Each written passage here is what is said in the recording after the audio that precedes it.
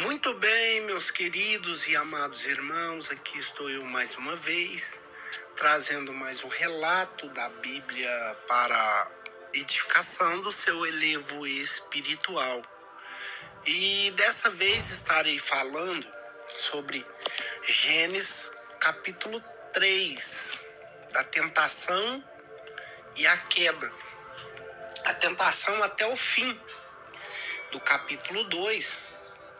Tudo que nós temos contemplado do capítulo 2, do capítulo 1 até o capítulo 2, é sempre Deus falando que foi muito bom, tudo foi perfeito, é Deus criando. Mas agora, meus queridos irmãos, agora a cena muda. Por que a cena muda? Porque aparece o mal. O tentador com o aspecto de uma serpente, que tenta a mulher e a mulher cai no pecado da desobediência. Acompanhando a mulher, Adão também cai sobre o pecado da desobediência. E o que nós podemos contemplar aqui nesse capítulo 3 é muito enfático. Por isso, nós vemos aqui referindo a serpente, que em hebraico Anash.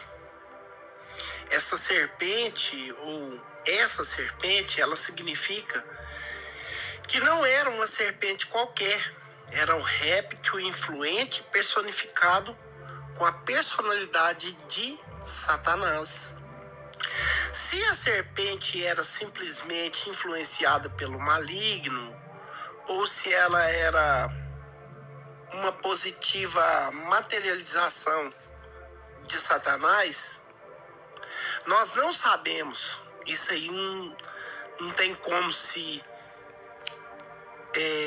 a Bíblia não dá essa ênfase, essa vertente, não tem como nós falar que Satanás tem forma de serpente ou vice-versa.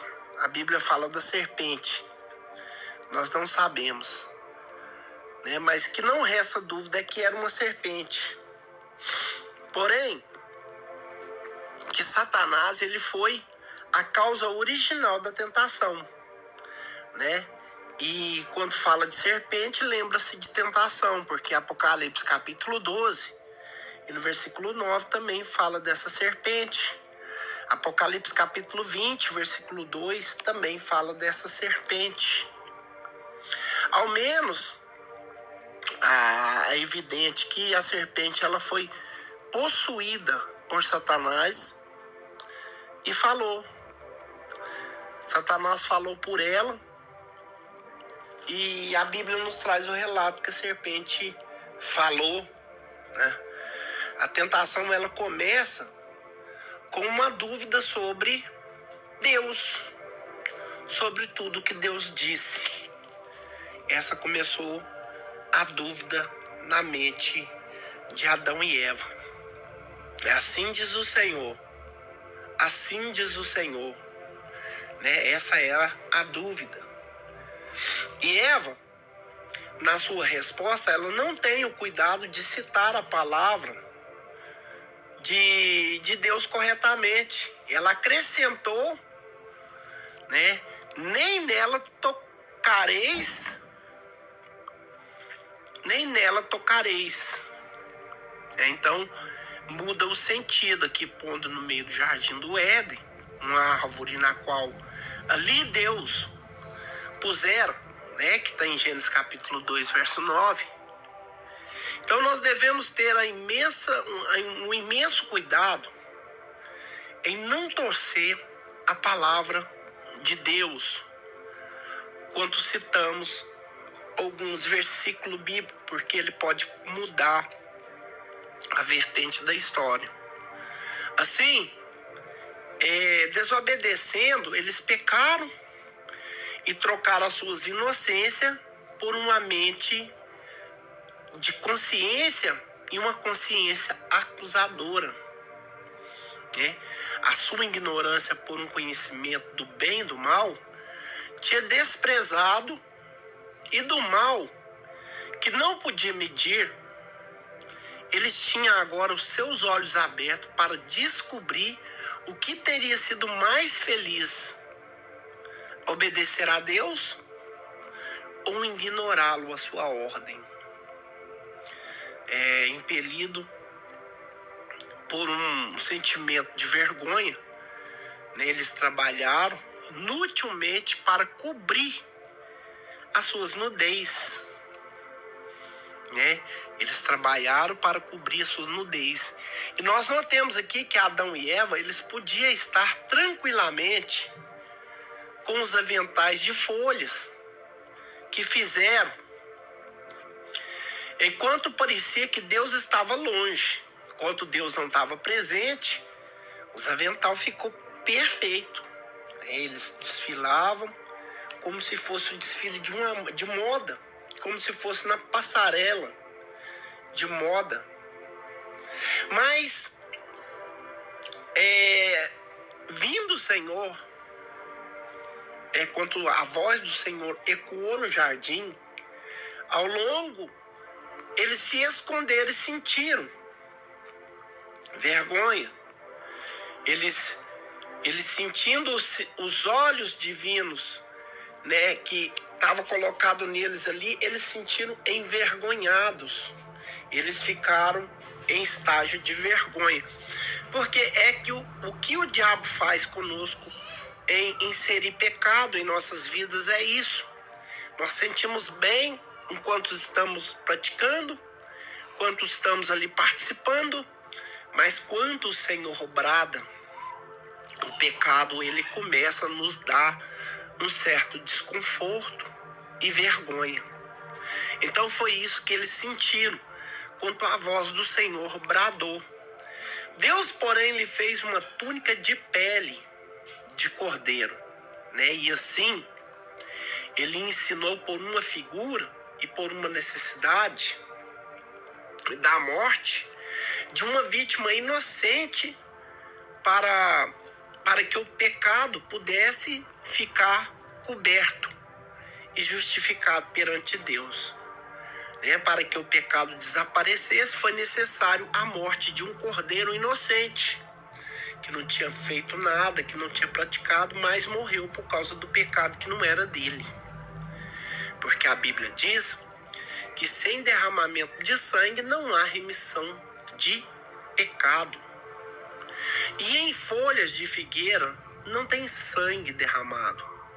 Nós notemos que o pecado de Eva, ele, em primeiro lugar, ele trouxe a concupiscência da carne, né? Depois, ele trouxe a boa concupiscência da boa para comer. Então, essa concupiscência de saborear, de sentir o sabor. E depois veio a concupiscência dos olhos, agradável. Abrir os olhos, agradável. Depois veio a soberba da vida, desejável para dar entendimento. As primeiras consciências do pecado de Adão e Eva foram a vergonha, uma consciência acusadora, um receio, a morte espiritual. Pois por um homem entrou o pecado no mundo, e pelo pecado também entrou a morte, assim disse Paulo em Romanos 5 e no verso 12. Mas uma coisa nos interessa neste capítulo, que foi Deus que procurou o pecador, e não o pecador que procurou a Deus. Essa atividade divina, ela resultou em uma chamada na descoberta, na interrogação, na confissão e na sentença, que na justificação, as túnicas de pele, nas disciplinas, eles aqui foram disciplinados, expulsos do jardim do Éden. eles foram expulsos. E sobre a sentença contra a serpente, que Deus coloca em cunho sobre ela aqui, no versículo 13 e no 14 e no 15, nós vemos a dificuldade científica, que a serpente hoje, ela não se apresenta num sinal de degradação da sua estrutura, né? É tão admirável adaptar o seu lugar na natureza, né? Como nós vemos o lugar do leão, o lugar da águia, e nem podemos dizer que ela come pó, né? Porque foi a sentença que Deus colocou sobre ela. Ela não come pó. A sua comida, ela consiste em pequenos animais que são sua presa, né?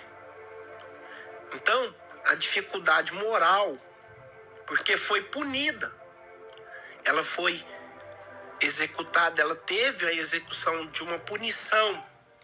E a serpente, meus irmãos, por ser uma coisa que ela não fez, ela sofreu a punição. Mas ali no corpo dela não era ela, era o Satanás que estava no corpo dela. Mas ela sofreu a punição?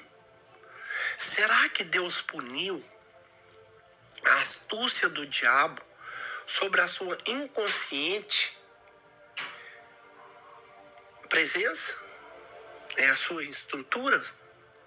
O seu instrumento? A resposta é que essas duas dificuldades da natureza, se os moralistas eles dizem que Deus não podia ter resolvido punir a serpente por uma coisa que ela não fez. O homem de ciência, ele nos assegura que ele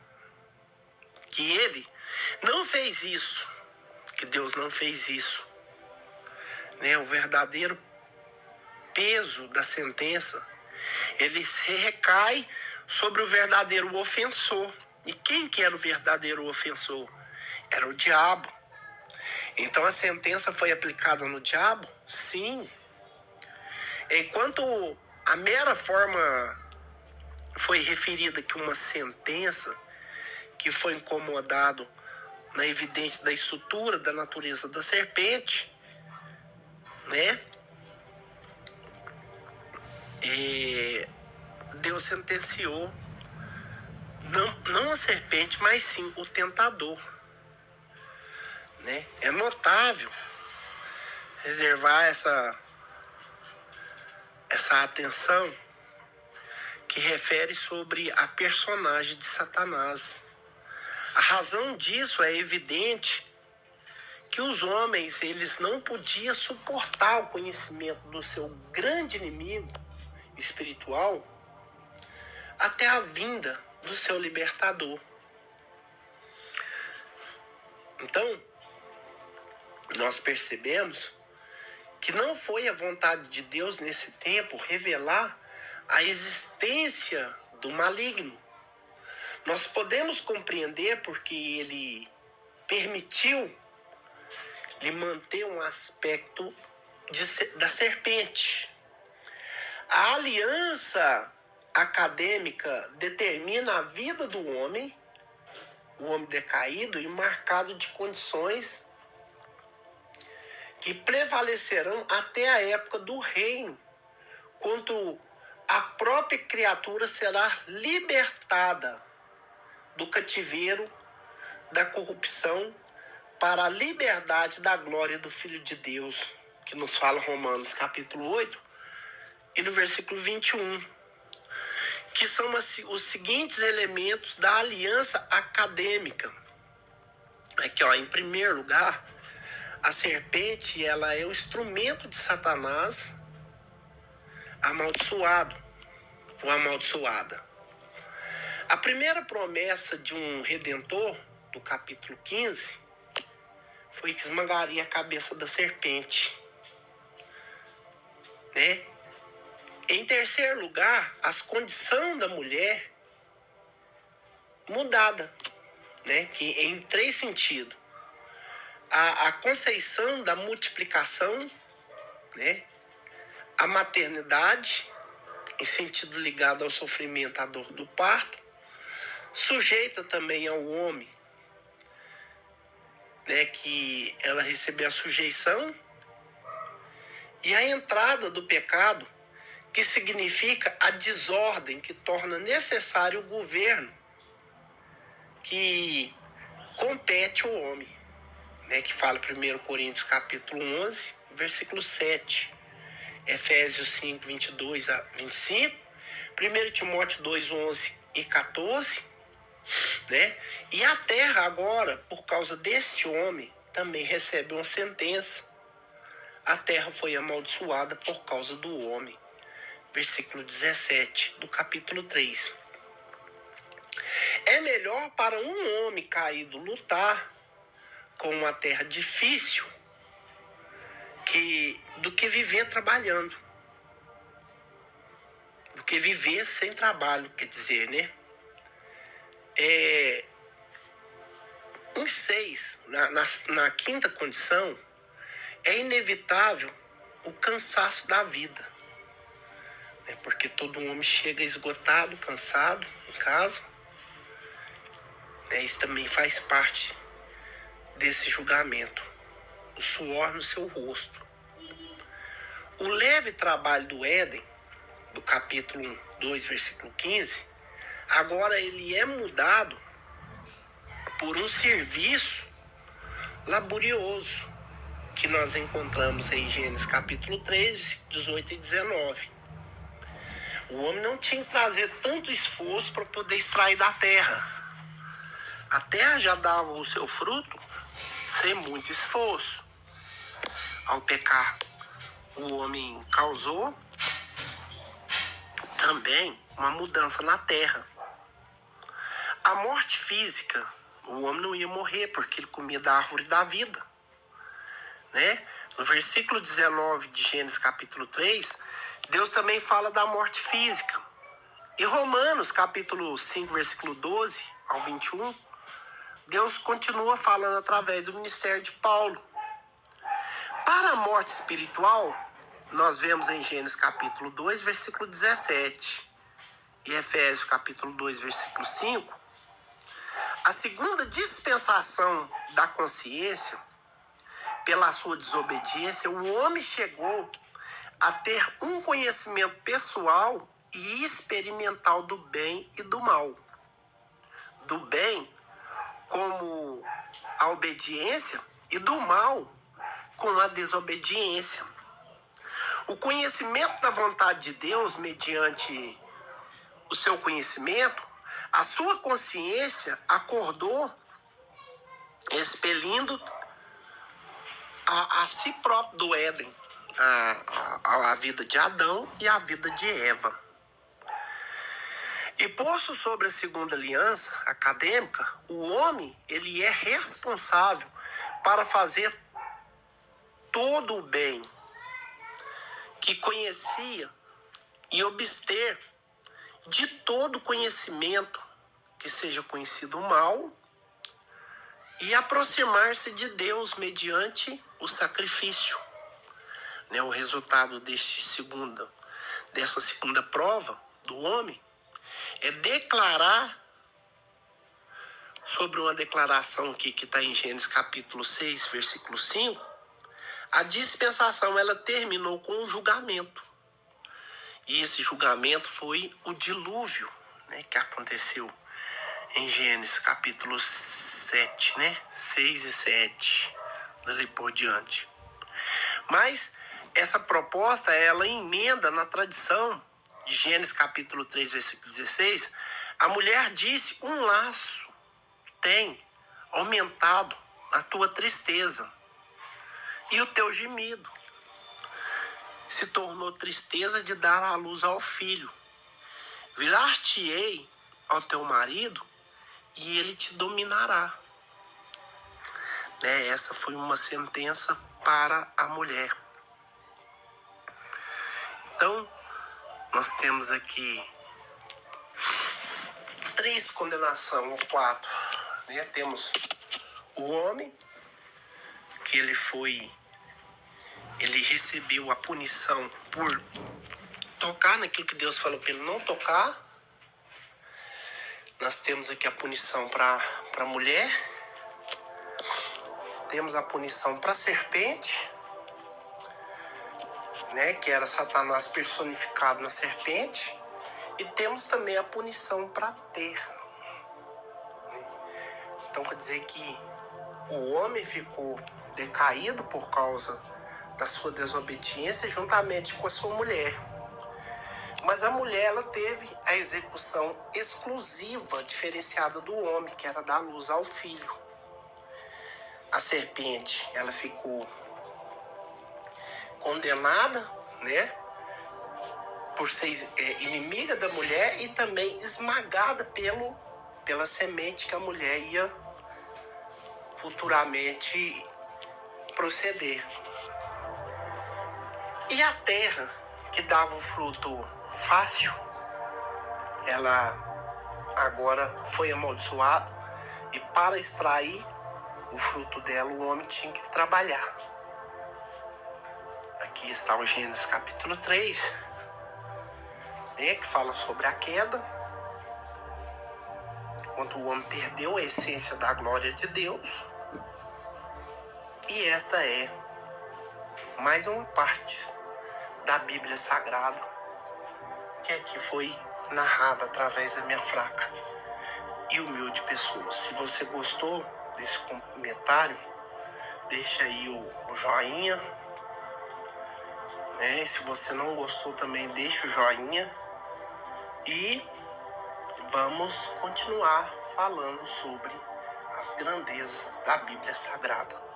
Fiquem todos com Deus e a paz do Senhor Jesus.